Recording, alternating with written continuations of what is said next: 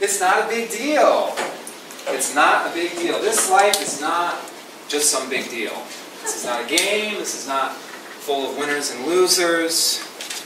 And so, for the reason I'm hoping you're here is that there's some part of you that's curious. There's some part of you that wants to learn. Some part of you that wants to learn the truth. And for those parts of you, I hope that you will leave this talk feeling satiated. That there'll be some food for thought that we can digest.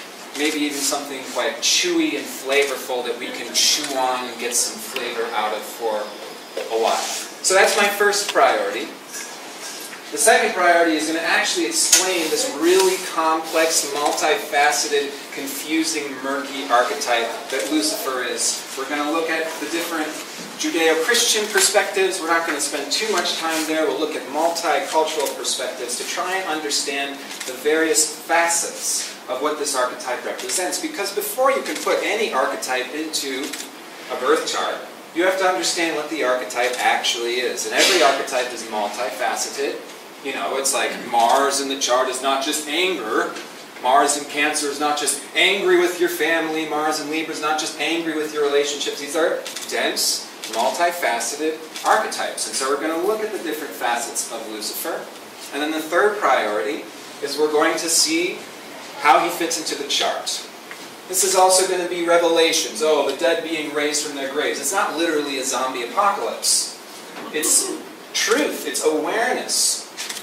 And so he has compassion for the fallen, ignorant, demonic souls who are cheated out of Amrita so that way they can have a path to return to their own eternal, immortal state themselves. And so in the Vedas, in the Hindu Vedic tradition, now this asteroid, Lucifer, which, here it is, 20 miles in diameter. Very, very small. It's amazing, isn't it? And yet Pluto's really small too. Packs a really big punch. 1,803-day orbit. That's 4.94 years. So we do a little bit of rounding again. We have that number 5. It's correlated with this asteroid as well. Now what's interesting is, when this asteroid was named, and here we're looking at the discoverer here. She looks to be a little caught off guard here in this photo. It's Lucifer! Isn't that interesting? Anyway, her name's Elizabeth Romer. She discovered this asteroid, the 1900th, 30th asteroid to be discovered and named. And she would have signed her name as E. Romer because even at that time she wouldn't have wanted to admit her own feminine nature to be taken seriously in the world in which she was working. The very little information I could find, but in Lutz D. Schmedel's Dictionary of Minor Planets, it says this asteroid was named for the proud, rebellious archangel, identified with Satan, who was expelled from heaven.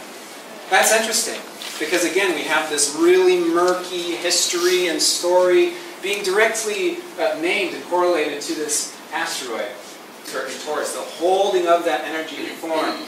Of course, we have all the pride associated with Leo here, as well as creative energy, the power to create entirely new realms and dimensions.